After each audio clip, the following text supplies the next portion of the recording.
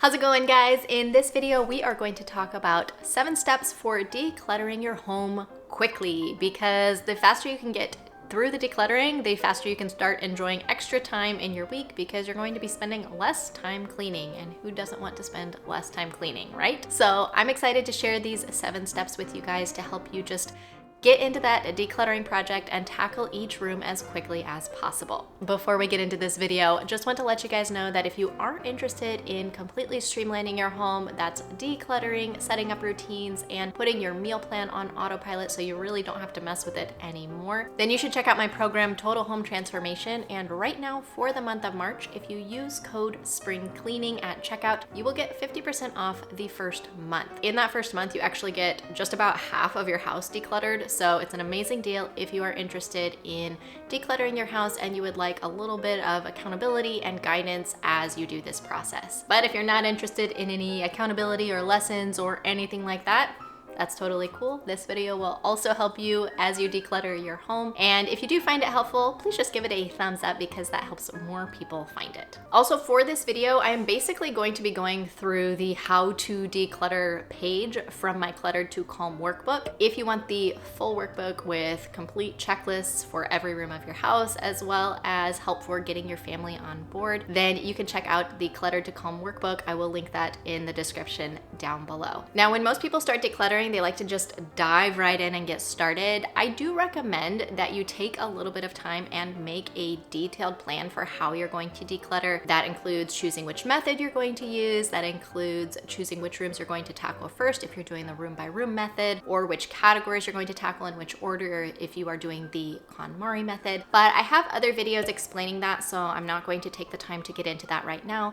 Those will be linked in the cards and in the description down below if you want. But for this video, we're going to assume that you already have your plan in place. You've already gotten your family on board, and you've already done all of those preliminary steps, and you are ready to just get started. So let's get into those 7 steps for how to declutter every room in your house very quickly. The first step is to grab 6 containers, and this can be anything. This can be plastic bags, it can be brown paper bags, it can be boxes. That is actually my favorite container to use when I'm decluttering, just because it's kind of sturdy and it gives a definite area for each thing, as opposed to bags. You know, they can kind of fall over and just aren't as sturdy. Also, if you're using boxes, you can write on them, and it just makes it a little bit easier to transport them and do the things you need to do with the boxes when you are done. The only exception is I do like to use a bag for trash, but you can use whatever you want. You can use plastic containers, anything you want. You just need to have 6 receptacles for your decluttering. So step 2 is to label the boxes. Again, if you're using boxes or brown paper bags, I recommend grabbing a Sharpie and just writing labels on them. And those labels are going to be keep, trash, donate, sell, belongs somewhere else, and I don't know. Or you can write maybe box, or you can get real creative if you want. I used to call this, back when it was just me doing my own decluttering, I called it stuff purgatory. Things that I didn't know if it was going to stay or go, and that's what I called it. So you can call it whatever you want, but it's basically the things you just aren't quite sure of if it's going to be decluttered or if it is going to stay in the house or wherever you are decluttering. So those are your 6 containers, and you want to bring those containers to whatever room you are going to be decluttering in. I usually recommend, if people are decluttering their whole house, that they start with the bathrooms, and that's because bathrooms are the easiest place to start, and you'll gain some good momentum and kind of build confidence in decluttering and in your ability to declutter. A little side note here, if you are still making your plan for decluttering, which rooms you're going to declutter, in what order, all of those things, I recommend going from easiest to hardest, and also going from your stuff to the whole family's stuff. So areas that you really have, for lack of a better word, control over, like the bathrooms or the kitchen, common areas, things like that, moving from your things to areas that would involve other people's things. And that's because a common mistake that a lot of moms make is they go, I want to declutter the toys. And they get in there and start decluttering the toys without actually taking the time to declutter their own things and really understand the process, both what the process is physically and also the process emotionally, and that will kind of lead to some resentment if you just jump in and start decluttering things that other people should have some say in. So those are my recommendations if you are still building out your game plan. So you've got your boxes, they're near or in your room. Now the next step that you're going to do is you're going to take everything out of that room that you are decluttering. So if this is the bathroom, you're going to take the things out 1 or 2 at a time. Now you're not just going to pile them on the floor, you are going to place them in one of the boxes. So figure out in that moment, where is this going? Is it going in the trash? Is it going to be donated? Is this going to be for sure something that needs to come back in once the decluttering is done? Now I have a little optional step here, and you don't have to do this if you don't want to, but anytime I have everything out of all of the cabinets in an area, I will deep clean them, because who knows, it might be another 3, 4, 8, 10 years before you have everything out of the cabinet again. So it's just a good time to go through, wipe everything down, get in there and really clean it out before you put your keep stuff back where they belong. And then once it's clean, if you choose to do that, you can put your keep stuff back in the drawers, in the cabinets, wherever you had them before, or you may decide that you want to organize things a little bit differently. Now, the next step that you're going to do is you're going to deal with each box. So take the trash box or bag or whatever it is out to the trash immediately. Take the donate box, and I suggest putting it right into the trunk of your vehicle, and then it makes it really easy to, next time you're driving by a donation center, go ahead and just drop that off and donate it. Then you want to take the belongs somewhere else box and put it where it goes. You don't have to put it away neatly at this point because you will get to that room later, but just put it in the room or general area that you want it to go. Don't just leave things hanging out in the wrong room. Then as you go through the decluttering process, you will find spaces for all of the things that need to stay in those rooms. Next, you want to label the I don't know box with a date, 3 to 6 months in the future, and seal it up. You also want to label it with the room that the things came from. So in our example with the bathrooms, I would put bathrooms and I would write a date, maybe 3 months from now, maybe 6 months from now, depending on how new you are to decluttering. Sometimes when you're new to decluttering, a date that gives you a little more wiggle room is a little more comfortable. And if you've been doing this for a while, you can think, oh, well, 3 months is fine. I'll know if I need anything by then. You seal that up and you put it in the garage or a storage area somewhere out of the way, but somewhere you have access to it if you need it. And what you're going to do is anytime you think to yourself, oh, I wish I had kept out X, you're going to go to the box, open it up, get it out, and put that thing away. And at the end of the time, I also recommend either writing on your calendar or setting a reminder on your phone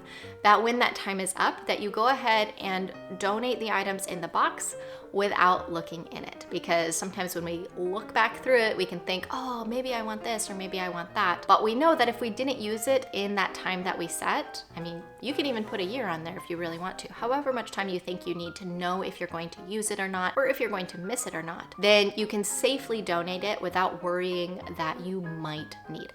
The maybe box is honestly one of my students' favorite things that have gone through the course. They said it has helped them so much with getting down to their enough, as opposed to when they've tried to declutter in the past. They have left a lot of things out just in case, and it's really just stalled the decluttering process and made them not declutter nearly enough. So many of them have told me that this is an absolute game changer, and I definitely recommend using this as you get started decluttering. Anything that you are going to sell, now this one I say, give yourself, a couple days to a week, but make sure you're dealing with it within that time. You don't just want piles of sell boxes around your house instead of stuff in every room. So give yourself a deadline for when you're going to deal with it and get it listed and get that kind of going in motion right away for when you are going to deal with that thing.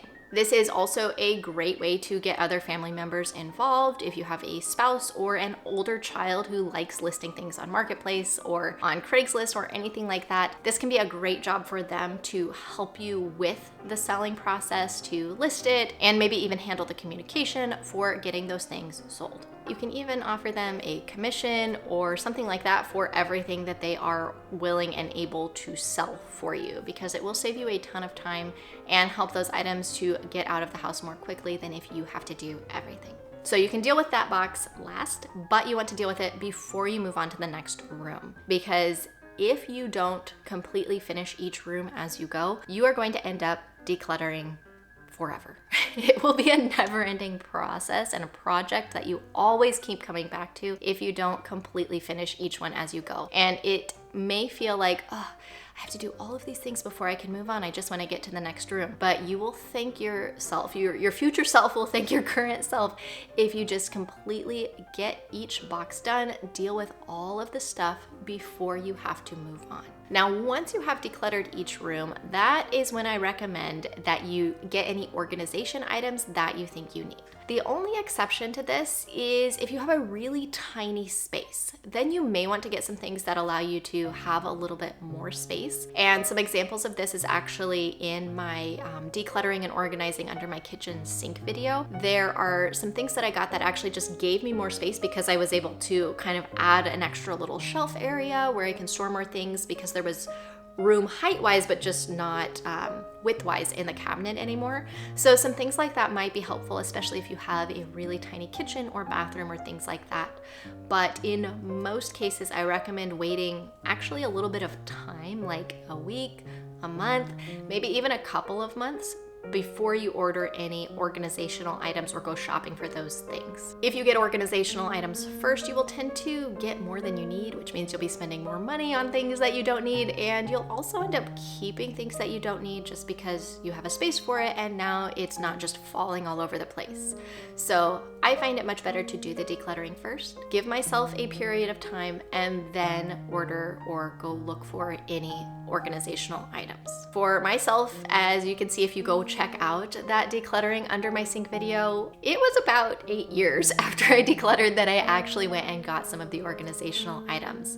Some other areas like the pantry I organized much earlier, but it just kind of depends on the aesthetic you're going for and your budget and all of those things. I have often been surprised how much organizational items cost, and it was just easier for me to just get the decluttering done, and then I gave myself lots and lots of time to actually decide how I want to organize it in a more neat and tidy way. So the next step is just as time is going by, anytime you think of something you need from that maybe box, going and getting it like we already talked about. And that just helps you know, do I actually need to declutter these things? Is it something that I'm actually using or missing? And just make sure that you aren't decluttering too much. And it also helps you make sure that you are decluttering enough. And then the last step is when that reminder in your phone goes off or that date in your calendar comes up, that you go back and you take whatever is left in that maybe box and you donate it. And that is the complete process for being able to declutter your home quickly. Now, you don't have to wait until the end of that time for the maybe box to move on to the next room. You just want to make sure you have dealt with everything in all of the other containers or all of the other boxes. So your maybe box can be sitting in your garage or your storage room or wherever you are holding it, and you can be continuing to go through and declutter other rooms and add additional maybe boxes to that space.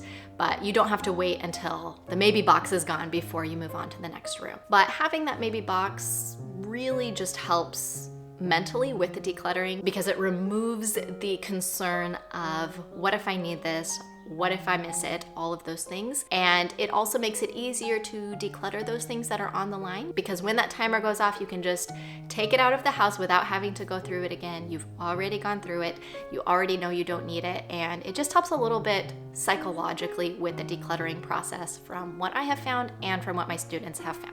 Now, if you do decide you are ready to completely declutter your house and you want that accountability to make it happen in 8 weeks or less, then join my program Total Home Transformation, and don't forget to use that code SPRINGCLEANING for 50% off the first month.